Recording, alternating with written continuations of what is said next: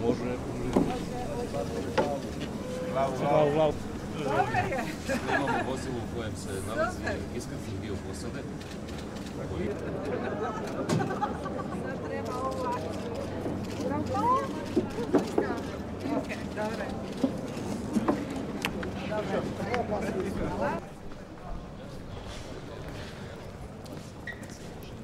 Ja sam puno puta isticala, to činim osobito danas ovdje u Slavonskom Brodu, da se duboko klanjam zajedno sa članovima moje Vlade svakom onom tko čuva i jedno radno mjesto i svakom onom tko otvara i jedno novo radno mjesto.